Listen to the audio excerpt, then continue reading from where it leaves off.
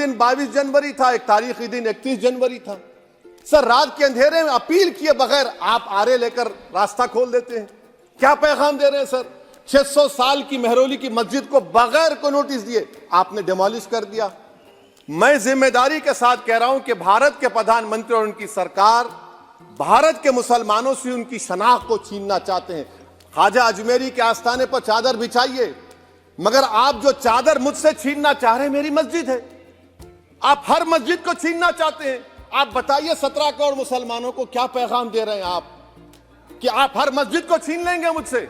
फिर मेरा वजूद किस माने रखता है? मेरा शनाख्त क्या माने रखता है? रूल ऑफ लॉ क्या माने? अच्छा 1991 के प्लेसेस ऑफ वर्शिप एक्ट पर क्यों नहीं बोलते आप लोग? आप उस पर कायम है नहीं है। आप 500 साल की बात करते। मैं आपसे कहता हूं भाई 500 साल पे मत जाइए, बौद्ध पे जाइए, जैनिज्म पे जाइए, शैविज्म पे जाइए। कहां रुकेंगे? अरे इस देश को आजादी मिली 47 में, संविधान मिला हमको बाबा साहब अंबेडकर का बराबरी का। उससे पहले तो राजा रजवाड़े थे, जमहूरियत नहीं थी, लोकतंत्र नहीं था, मगर आप उसको उस बारे में लेके जाते। अरे 500 साल आगे क्या होगा बताइए? आप किसी एक सिविलाइजेशन, सर अंग्रेजी में किसी ने कहा था civilisation can not be rewritten by hatred, history can not be corrected by demolition. आप ये नहीं कर सकते। और मैं उम्मीद करता हूं कि जब मौर्य तारीख लिखेगा, नरेंद्र मोदी इस मुल्क में तारीख लिखना चाहते हैं। क्या तारीख लिखना चाहते हैं? कि मैंने इस देश को, गांधी अंबेडकर के देश को मैंने हिंदू राष्ट्र बना दिया। मैं उम्मीद करता हूं कि हमारे भारत के हमारे हिंदू भाई देश के प्रधानमंत्री की सोच को नाकाम करेंगे। उन पर है, अब देखते हैं क्या होता है। सर नेबरहुड फर्स्ट की पॉलिसी है। नेबरहुड फर्स्ट क्या हो रहा है सर? हम सोशल मीडिया के जरिए फॉरेन पॉलिसी चला रहे हैं। मालदीव छोटा मुल्क, वो हमको आंख दिखा रहा है, चीन की गोद में बैठ गया। हमारे लद्दाख में हमारे जो लोग जानवर को लेकर घास चराए जाते, वहां पर चीन की आर्मी आके रोक रही। बताइए, बांग्लादेश चीन की गोद में बैठा हुआ है। आप गैलेंट्री अवार्ड दे रहे हैं, क्यों दे रहे हैं? कि चीन बैठा हुआ है। तो आपका बफर जोन गया कहां भाई साहब? आपका बफर जोन तो कहां गया नहीं मालूम, गायब हो गया बफर जोन। और दूसरी बात सर, आप ये भी देख लीजिए कि यहां पर मैं आपको इंपॉर्टेंट पॉइंट ये बताना चाह रहा हूं सर। ये हम बोलते हैं India middle east economic corridor, कितना पैसा है बताइए? वो नहीं बताया जाता। अच्छा सर, सबसे तकलीफ दे बात मेरे लिए है कि भारत ने यूनेस्को का इलेक्शन पाकिस्तान से हार गया। हम पाकिस्तान से हार गए, ये आपकी फॉरेन पॉलिसी है।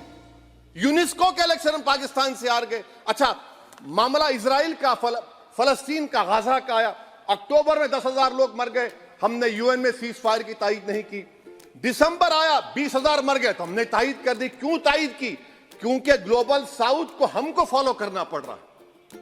भारत ग्लोबल साउथ को फॉलो कर रहा है। मेरे लिए तकलीफ दे बात है। यह आपकी नाकामी का बहुत बड़ा सबूत है।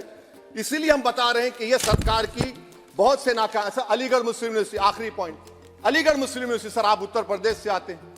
सर 81 में एक्ट पास हुआ। हमारा लॉ ऑफिसर कोर्ट में कहता है कि मैं पार्लियामेंट के एक्ट को नहीं मानता। कैसे नहीं मानते सर? क्या नरेंद्र मोदी ने पार्लियामेंट को नॉमिनेट किया या पार्लियामेंट ने नरेंद्र मोदी को प्रधानमंत्री बनाया? बताइए। 81 के एक्ट को नहीं मानते। सर 2 ही तो सेंट्रल यूनिवर्सिटी है मुसलमानों के। 1,80,000 आप ही के सरकार के दौर में मुसलमान हायर एजुकेशन निकल गए। आप अलीगढ़ मुस्लिम से छीनना चाह रहे हैं।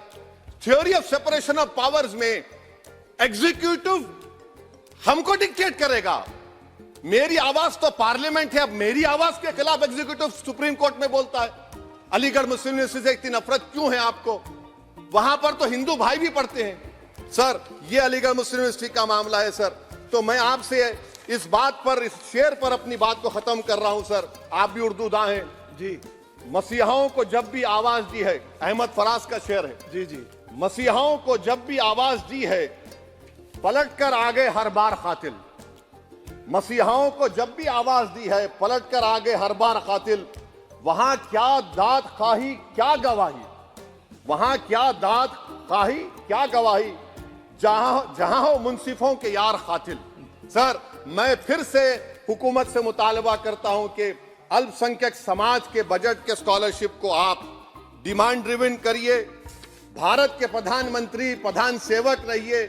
आप कोई प्रीस किंग मत बन जाइए। आप जीतेंगे, कौन जीतेंगे देश तय करेगा। मगर याद रखिए 17 करोड़ मुसलमान आज गम और गुस्से में हैं और इस बात को महसूस कर रहे हैं, इस बात को महसूस कर रहे हैं कि प्रधानमंत्री को हम नोट नहीं दिए मगर हमारा प्रधानमंत्री है। आखिर ये प्रधानमंत्री 17 करोड़ मुसलमानों की उनकी शनाख्त को कैसे मिटा रहे हैं, कैसे उनको आप मार्जिनलाइज कर रहे हैं। इसीलिए सर मैं उम्मीद करता हूं कि हमारे सेकुलरिज्म जो है वो, मैं पॉलिटिकल सेकुलरिज्म कभी नहीं माना, जो सेकुलरिज्म संविधान में लिखा गया उसकी हिफाजत करेंगे। मुल्क अहम है, वरना याद रखिए आप चुनाव जीते हैं हारे, मगर अगर आप 17 करोड़ एक जनता को आप गैर यकीनी कैफियत पैदा कर देंगे, ये देश के हित में नहीं होगा। बल्कि हम तो उम्मीद कर रहे हैं कि ड्यू प्रोसेस अदालत फॉलो करेगी।